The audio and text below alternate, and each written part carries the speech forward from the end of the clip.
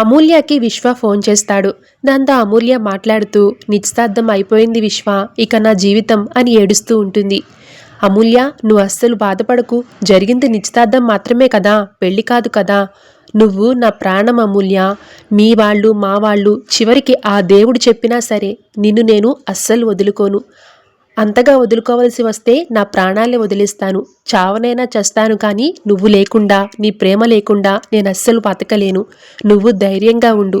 మనం రేపు రాత్రి లేచిపోయి ఎక్కడికైనా వెళ్ళి పెళ్లి చేసుకుందాం, మనకి వేరే మార్గం లేదు, ఎవరికి తెలియకుండా పెళ్లి చేసుకుందాం అని అంటూ ఉంటాడు. దానికి అమూల్య మాట్లాడుతూ, నేను అలా చేయలేను విశ్వ, మా అమ్మా నాన్నలకి ముఖం చూపించలేను అని ఏడుస్తూ ఉంటుంది. అయితే విశ్వ మాట్లాడుతూ, మీ అన్నయ్య చేసింది, మా చెల్లెలు చేసింది ఏంటి, వాళ్ళు హ్యాపీగా లేరా? 4 రోజులు మీ నాన్న బాధపడతాడని 100 ఏళ్ల నీ జీవితాన్ని నాశనం చేసుకుంటావా అని అమూల్యకి బాగా బ్రెయిన్ వాష్ చేస్తాడు విశ్వ. అమూల్యను పెళ్లి కోసం చాలా ఒప్పిస్తాడు. మొదట్లో అందరూ కోపంగా ఉన్నా ఆ తర్వాత అన్నీ సర్దుకుంటాయి అని చెప్తూ ఉంటాడు.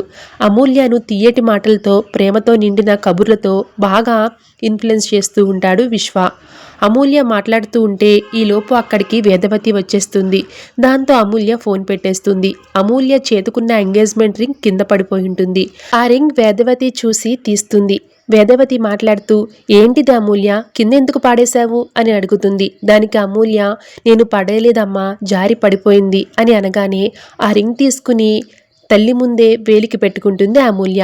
భోజనానికి రమ్మని పిలిస్తే అమూల్య తనకొద్దని, ఆకలిగా లేదని చెప్తుంది. దాంతో వేదవతి, రోజు కాసేపు ఆగమన్నా ఆగవు, కానీ ఈరోజు ఆకలిగా లేదంటున్నావు ఏంటి, ఏదైనా సమస్య అని అడుగుతుంది. దానికి అమూల్య ఏమీ లేదని చెప్పేసరికి వేదవతి కోపంగా అక్కడి నుంచి వెళ్ళిపోతుంది. Thank you so much for watching.